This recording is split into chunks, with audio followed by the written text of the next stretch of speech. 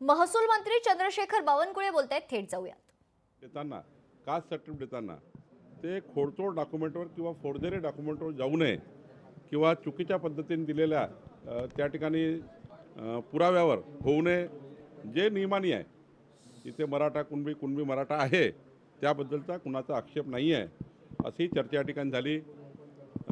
OBC जे आमचं मंत्रालय आहे त्या मंत्रालयाला जवळपास 2900 कोटी रुपये जे बजेटेड आहे ते बजेटेड अमाऊंट या ओबीसी मंत्रालयाला मिळालं पाहिजे, जे ऑलरेडी बजेट झालं आहे. आणि जवळपास जवळपास 22 उपमहामंडळ आहेत ओबीसीचे.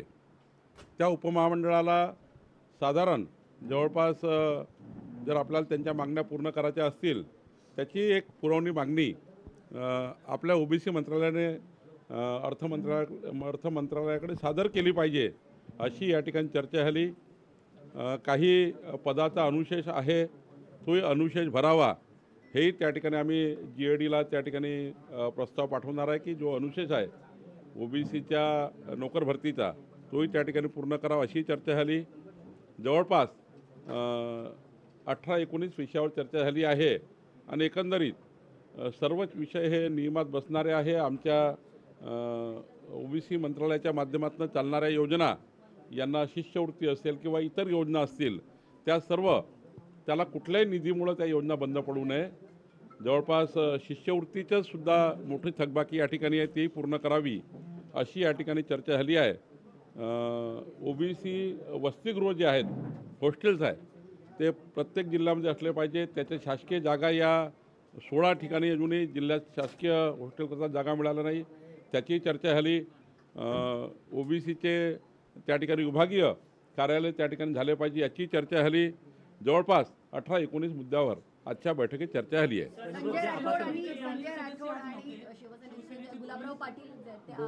आज या ठिकाणी कॅबिनेट झाल्यानंतर मला वाटतं गुलाबराव पाटील आज कॅबिनेटमध्ये बहुतेक दिसले नाही, त्यामुळं त्यांनी आले नसतील. मला ते त्यामुळे तो काही इश्यू नाही आहे. बंजारा समाजाला जे हैदराबाद गॅजेट लागू करावं अशी सुद्धा मागणी केली जाते. ST प्रवर्गामध्ये ते येतात हैदराबाद गॅजेटनुसार, असं सुद्धा म्हटलं जाते. त्यावर चर्चा झाली नाही.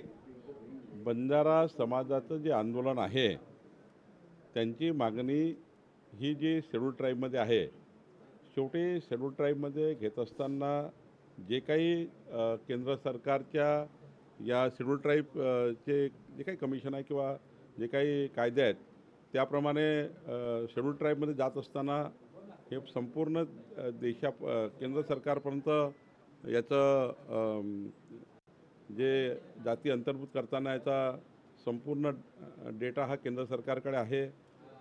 राज्यांनी त्या ठिकाणी तशी काही शिफारस केली तरच त्या ठिकाणी केंद्र घेऊ शकतं. पण जे काही बंजारा समाजाचं आंदोलन आहे त्या आंदोलनकर्त्याही चर्चा मात्र आम्ही करू आणि त्या ठिकाणी त्यांची मागणी ऐकून घेऊ. त्याच्यावर सुप्रीम कोर्टानं आता ज्या स्थानिक स्वराज्य संस्थांच्या निवडणुका आहेत त्या घेण्यासाठी 31 जानेवारी 2026 पर्यंतची मुदतवाढ दिलेली आहे.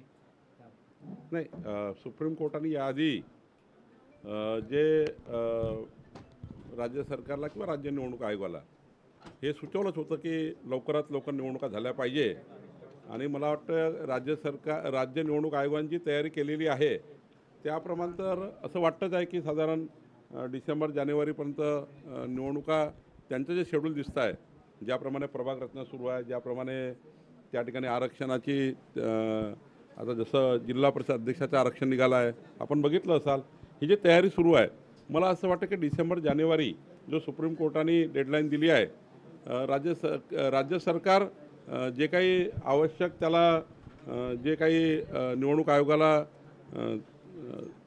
जे काही मनुष्यबळ पुरवावं लागतं किंवा जे काही राज्य सरकारची मदत राज्य निवडणूक आयोगाला द्यावी लागतं ती तर मिळणारच आहे. तर राज्य निवडणूक आयोग मला असं वाटतं की सुप्रीम कोर्टाच्या निकालाप्रमाणे आपली प्रक्रिया पूर्ण करेल.